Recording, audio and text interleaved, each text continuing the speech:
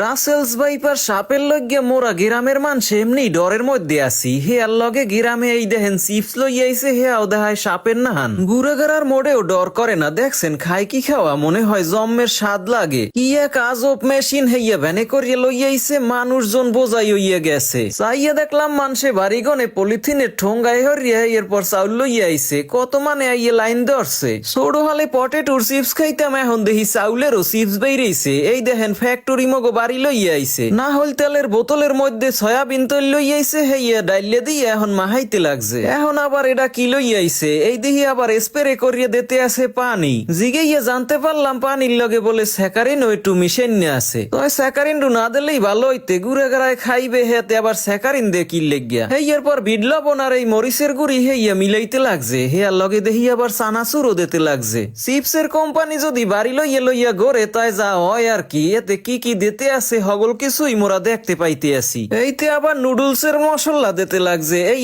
দিলে বলে জম্মের মজা লাগে মইহাগো খুড়িনাড়ি হগল কিছুই জিগেইয়ে জানিয়ে লইছি নাইলে আবার পরে জিগেইবেন না আমরা যে এতে কি কি দেছেলে হগল জোগাড় জাগার হইয়ে গেছে এখন মেশিন চালাইনে পালা মেশিনটা চালাইতেও বেমালা খাট নিয়ে আছে অনেক চেষ্টার পরে মেশিনটায় কোন রকম স্টার উঠছে দেখি ধোয়া এককারে বোঝাই হইয়া গেলে আশেপাশের বাড়ির মানুষ হগল এখানে জমা হইছে দেখছেন মেশিনের শব্দ পাইয়েই হগলটি চিপস বানায় কেমনে হইয়া দেখতে আইছে এখন এই মশলা মাহা চাউলগুলার এই মেশিনের মধ্যে দিতে আছে কতক্ষণ বার চাইয়া এরপর বুঝমু আনে যে কি চিপস বাইরে সম্পূর্ণ ভ্লগটা আপনারা দেখতে থাকেন আর মোর নিয়াজ নামের এই পেজটা ফলো করিয়ে রাখেন সুন্দর সুন্দর আনকমন ভ্লগ পরবর্তীতেও দেখতে পাইবেন এখন যে চিপস বানাইতে আছে হ্যার লগে সাক্ষাৎকার লইয়া আপনাকে বিস্তারিত জানামু আনে কাকা এই যে চিপস বানাইলেন এই চিপসের নাম কি?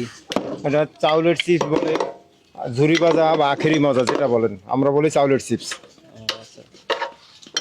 এগুলো বানাইতে আপনার কি কি লাগে? শুধু চাল লাগে না অন্য কিছু লাগে? এর সাথে অন্যান্য কিছু উপাদান দিতে হয় যেমন তেল, লবণ, মরিচ, ম্যাগি মশলা, চানাচুর, বিস্কুট, দুধ, সস এগুলো মিলাই দেওয়া যায়।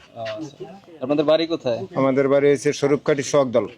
আচ্ছা, এগুলো চলে কিরকম? আপনি কি বাড়ি বাড়ি গিয়ে এরকম বিক্রি করেন? জি। তা একবারে আপনার কতগুলো চিপস হয়? 1 কেজিতে আপনার প্রায় আমের ঝুড়ির ওই ঝুড়ি এক ঝুড়ি চিপস হয়। এক ঝুড়ির দাম কেমন? আমরা তো মজুরি নেই, আমরা তো দাম নেই না, আমরা 1 কেজি ভাঙানোর মজুরি নেই 50 টাকা। বাড়ি বাড়ি থেকে চাল দিলে আপনি সেই চাল দিয়ে চিপস বানাই দিই।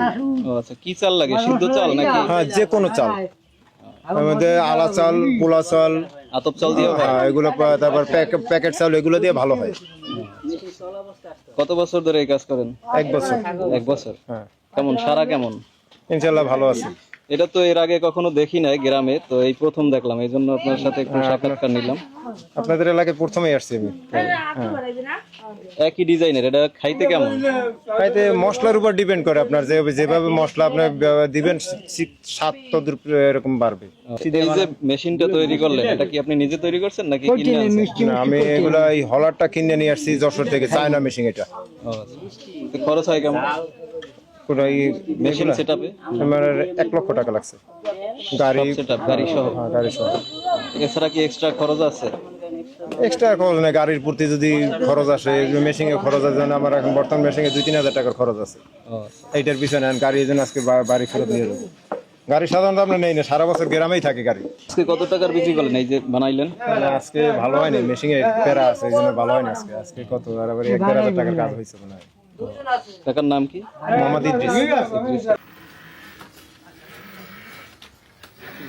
আচ্ছা, ধন্যবাদ।